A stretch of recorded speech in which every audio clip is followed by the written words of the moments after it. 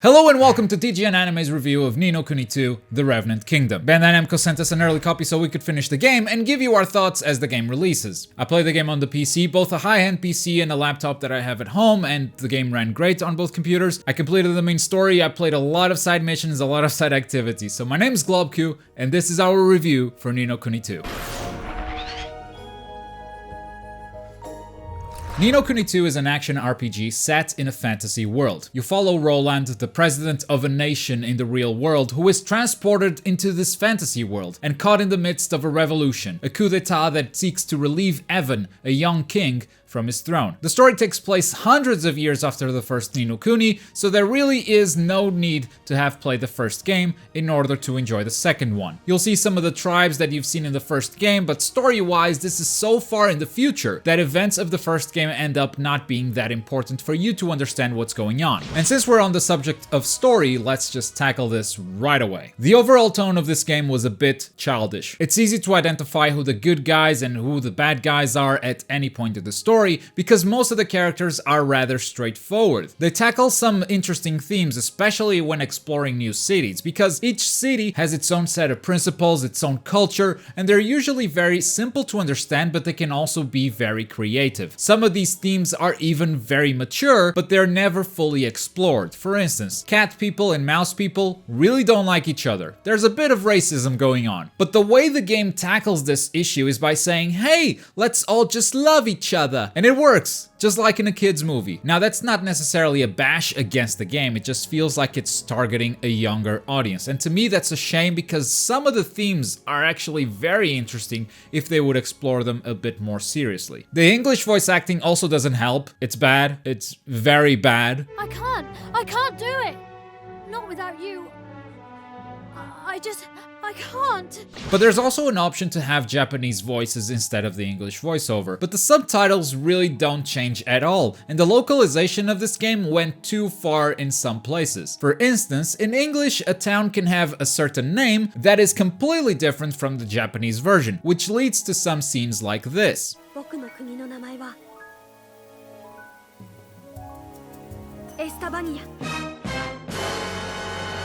Some characters also have some weird ways of talking, some weird dialects or just speech mannerisms, which when you hear them talk it's fine, but when the written text also shows up all weird and misspelled like this, it can be hard to follow along. I'm gonna voice a section of the game that is actually not voiced, just to give you an idea. I have an inkling you've been built, old timer. The game's over in Goldpore, said to be rigged to beggary. Aye, they are. Crooked as a dog's hind leg, the lot of them. So you know, you'll have to deal with stuff like this the whole game. The localization isn't all bad though. I found names of monsters and names of items to be pretty funny. Good puns all around. But you do feel like a lot has changed when this game was translated to English. And that's not a good feeling to have. Moving on to a lighter topic, let's talk about presentation. Let's talk about graphics, about sounds, about music, and it's so easy to love this game in this regard. The soundtrack is great, the sound design is top-notch, and the graphics are on the whole new level. This might be the best looking game I've seen this year, and we've had Dragon Ball FighterZ come out in January. This game is so good looking that even if the story and the gameplay were terrible,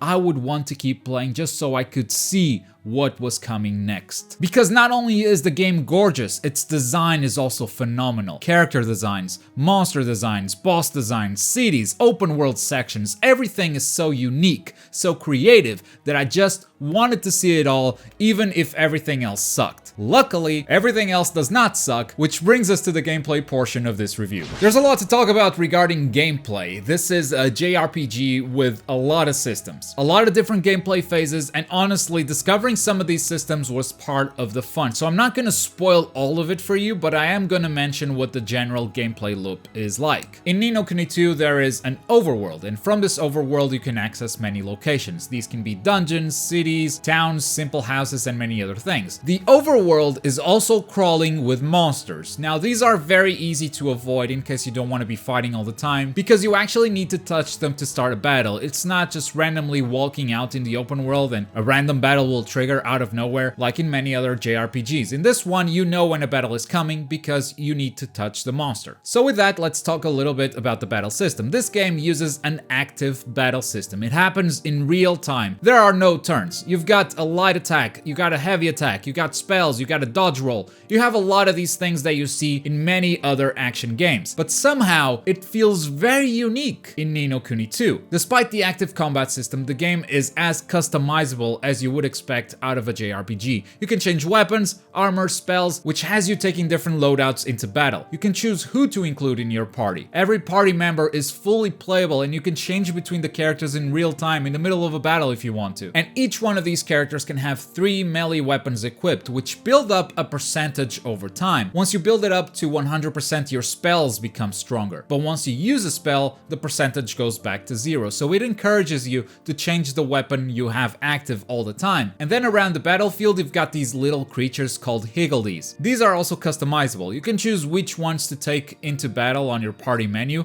and each one of them has different passive abilities as well as active abilities. Every so often during battle, they'll bunch up together so you can run up to them, hit a button, and trigger their effect. All of these systems put together make something that I had never seen before. A brand new battle system that feels really good. The characters are really different between each other. I mean, you press the same buttons to fight, but their basic attacks and spells behave differently, so that encourages a different playstyle, and that's enough to keep combat fresh and interesting throughout the entire game. When you're in a dungeon, there are a few extra things to keep in mind. First of all, you engage in combat without going through a loading screen because the enemies are just there. So the transition from exploration into combat is seamless, but these areas often have other secrets waiting to be found. There are chests that contain weapons and armor, of course. These are also present in the overworld, but there are also stones that contain higgledies for you to collect. You gotta give the higgledy a specific item, whatever he's asking for, and it has to be that specific item. If you don't have it, you'll need to search for it and come back to the stone later. And then there are other secrets for you to discover, but I don't want to spoil too much of the surprise. There's also another battle system that takes place in the actual overworld, which is the military battle system. Here, you choose 4 squads. Each one of them has different powers, different properties, and most importantly, a different color. It works a little bit like a rock, paper, scissors system, just like Fire Emblem, where red color squads are strong against green, green is strong against blue, and blue is strong against red. You can rotate your squads around Evan, the main character, to make sure you will always have the upper hand. And then each squad also has a special power, which can range from buffs to your entire army to calling in an airstrike. These sections were fun, but for me, they were not the highlight of the game. They got a bit repetitive very quickly, and there's not a lot of strategy to it, to be honest. It's really just have the highest level and the correct colors working against the enemy. And a lot of these military battle missions are also very poorly paced. The action stops every minute or so for the villain to throw some generic trash talk at you, which completely breaks the flow of battle, but it's a side activity that you actually don't need to engage too much with if you're just going for the main story. You don't need to grind for experience or gather specific army members, so if you don't like this game mode, you actually don't need to play it. There are a few other systems that I had fun discovering on my own, so I won't go into detail on all of them, but here's an example of one of those systems. There are a series of dungeons called mazes, which are randomly generated, and they take the map away from you, so you really need to find the exit to each dungeon on your own, and the longer you spend in a dungeon, the higher the danger level becomes. And the higher the danger level, the higher the level of your enemies is, meaning you probably don't want to spend too much time in a dungeon like this. You want to find the exit fast, especially because there's a boss at the end, and the boss's level will also be rising as the danger level becomes higher. Finally, the activity that will consume a good chunk of your playtime is kingdom management. At some point in the story, you will start your own kingdom, and it works a little bit like a mobile game or a Facebook game where you have to build it and expand it, but without any of the pay-to-win mechanics that these mobile games usually have. Your kingdom will automatically build money over time, which you can spend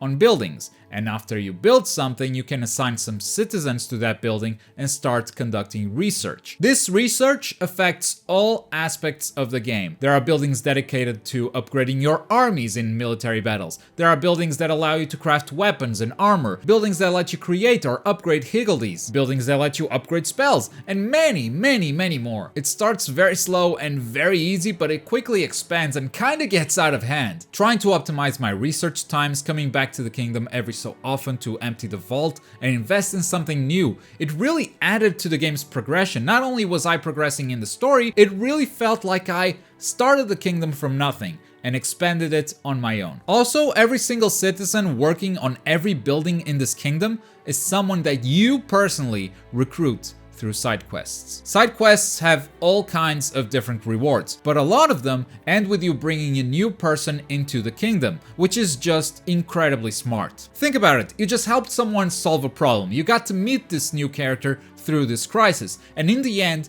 they join your kingdom, which means that every face and every name on this kingdom has somewhat of a backstory, and you know all of them. It's not a kingdom of strangers. It's a kingdom of friends that you made along the way. My total playtime as I ended the game was around 48 hours, and I did a lot of side quests for sure, but a good chunk of that time was definitely spent doing kingdom management, which once again is completely optional. The upgrades really help you out there in combat, but you don't need to spend time doing any of this if all you care about is the main story. However, if you care about other aspects of this game, kingdom management is really what ties it all together. It is a big part of this game, and without it, I think the game overall will lose a lot of its value. So at this point, we've established that this game has a lot of different systems, but all of these systems are surprisingly accessible. They're easy to understand even if you're not a hardcore JRPG fan, and they're introduced to you at a very good pace. But maybe they're also accessible because the game is a bit easy. There are a lot of things you can optimize and tweak as far as damage to specific monsters or elemental damage. You can tweak a lot of things and mess with a lot of systems, but the truth is you don't need any of it. The game doesn't punish you for taking the wrong equipment into a fight. The game doesn't punish you for throwing a fire spell at a fire monster, or at least it doesn't punish you enough. The only punishment that really exists is the levels. If you are out-leveled by a monster, trust me, you will get demolished. But if you are at the appropriate level, the game is just a bit on the easy side. So you can just power through the game without really paying attention to all of these systems, which to me was kind of a bummer. In the end, it made for a more accessible RPG for everyone to enjoy, but maybe a bit too casual for my taste. And with all of that in mind, it's time to score this game. If you're new to this channel, we use letters for our scores. F and E are bad games, D and C are mediocre or okay,